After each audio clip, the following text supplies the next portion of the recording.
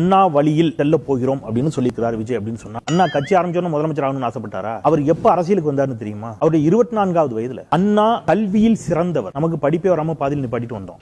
Next நல்லா படிச்சிருக்கணும். Next நீங்க என்ன படிச்சிருக்கீங்க? அதான் நெக்ஸ்ட்ன்றலப்பா. அண்ணா நன்கு படித்து 24 வயதுல படித்து முடித்த போது அரசு பணி அவருக்கு தயாராக இருந்துச்சு. அவர் அரசு பணிக்கு செல்லாமல் தந்தை பெரியாரால் ஈர்க்கப்பட்டு அவர் தன்னை பொது வாழ்க்கையில் இணைத்துக் கொண்டார். வறுமையோடு போராடி அவர் பொது வாழ்க்கைக்கு வந்தார். அண்ணா எத்தனை தமிழ்நாட்டினுடைய பண்பாடு சார்ந்த மொழி சார்ந்த பிரச்சனைகளுக்காக போராடி எத்தனை மாதங்கள் அவர் சிறையில் இருந்திருக்கிறார் தெரியுமா? நம்ம 3 நிமிஷத்துக்கு மேல ஒரு ஆர்ப்பாட்டத்திலே நம்மளால பேச முடியல. அது எங்க இருக்கு?